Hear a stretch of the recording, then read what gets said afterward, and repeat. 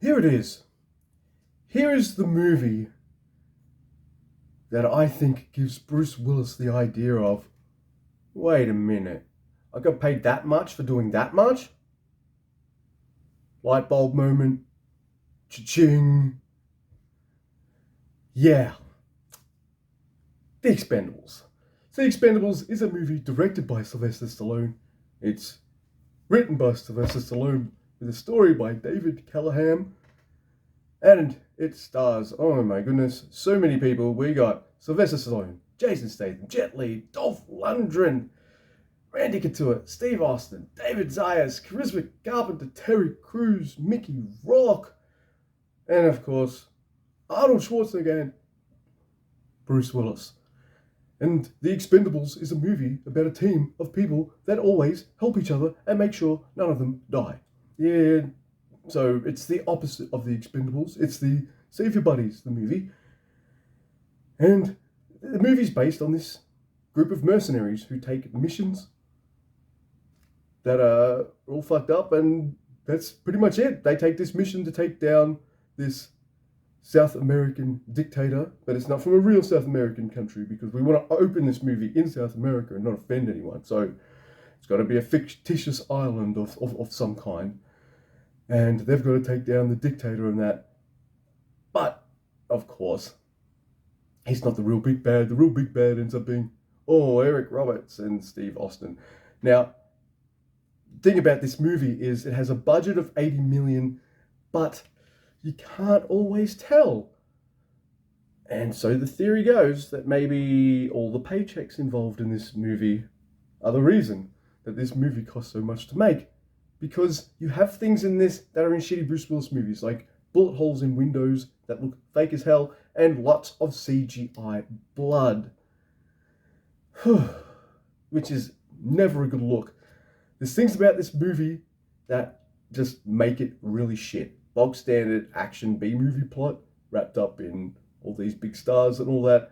We've also got very either blatant or casual sexism all the way throughout the movie. There's pretty much 2 female characters in the whole thing too. And yes, the sexism abounds. It's blatant as hell. I know you're doing a big boys movie featuring all the boys, all the action boys, but do you really need to be that sexist? I don't think so. So yeah, there's also a problem I have with this movie that, yes, Sylvester Stallone can make good movies. I've seen them. I love them. He knows how to direct a movie. He knows how to put a movie together. Then why is this movie such a choppy mess? Both in terms of editing, in terms of continuity, in terms of everything. And why are so many actors just so fucking wooden, including the director himself?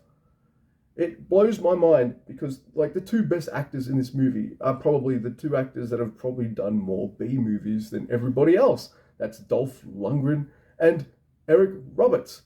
Man, both those guys chew up the scenery.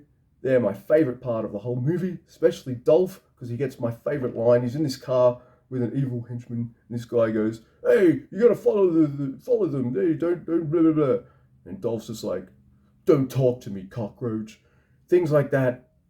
Dolph Lundgren makes this movie for me. And so does Eric Roberts. He knows how to ham it up. He knows how to chew the scenery. And he does it with aplomb. Wonderful. They're both great. A lot of the people in this movie are just playing kind of themselves, really. And it's fine, I guess.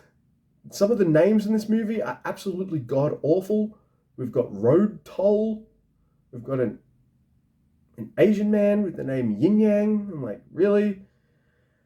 Things like that. It's just absolutely bizarre. And I have to mention this. In this review, we have this famous scene which feels out of place, weird, and it's awful. It's not even cool. It's a scene in a church with the three 80s action stars, Bruce Willis, Arnie, and Stallone.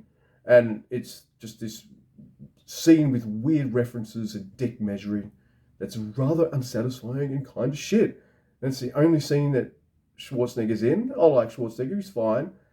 But, I don't know, like, Bruce Willis ad-libbed some lines, and apparently the lines he ad-libbed are all see things to do with like jerking off and measuring dicks and dick sucking, and I'm like, okay, and you're a good ad-libber.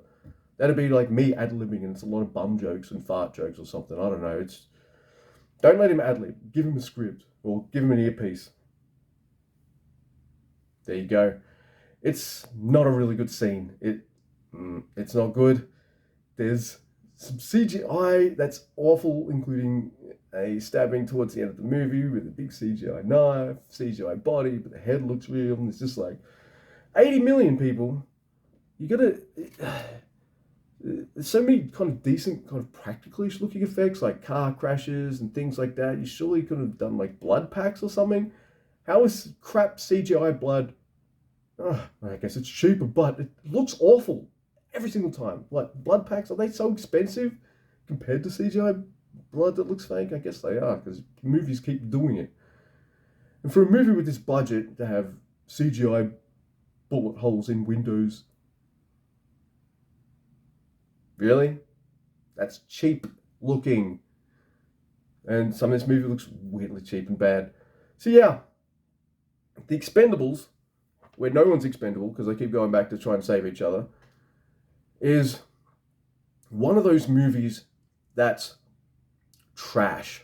But it's the kind of trash where you want to either sit down with a bunch of mates and have a few drinks or whatever and just laugh yourself stupid while you make fun of it.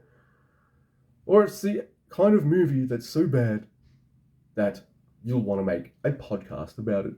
And I did. And I'll put the link down below if you want to hear me and a friend of mine, Mr. Guy, talk about The Expendables for a good hour plus, just having a good time, ragging on it and picking it apart, dissecting it. The link will be down below. Right. But as for this movie, The Expendables, man, there's some unintelligible talking, like pretty much any scene with Mickey Rourke and Stallone. There's some good stuff. The fight between him, Stallone, and Austin is really cool. There are some really cool, fun action scenes too. It's just not that great. It's really a cheesy, shitty schlock fest that's not deserving of so many sequels. But this made over 200 million. I wonder if they're going to switch it up or something for the next movie, or no, this made too much money. They're going to keep it pretty much the same. So yeah, big reason for me doing this though was this seems like the prototype of shit for Bruce Willis, and it starts around here, around the 2010 mark, and it carries on to this day. So I'm glad to have finally reviewed The Expendables.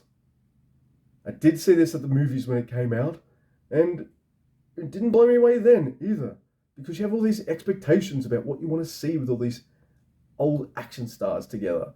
And just to see him, Sly Willis, and Schwarzenegger just at a church just having a dick measuring contest is not exactly what I imagined.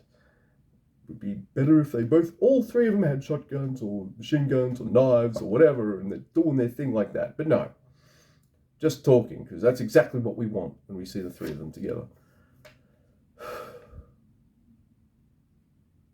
Yeah. It's a 3 out of 10. But a fun 3.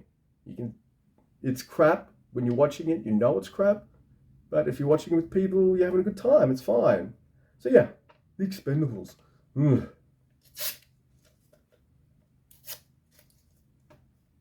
going to do the other 3. 3? Oh, there's one coming out this year. I'm definitely going to do the other 2. I don't know when, but yeah.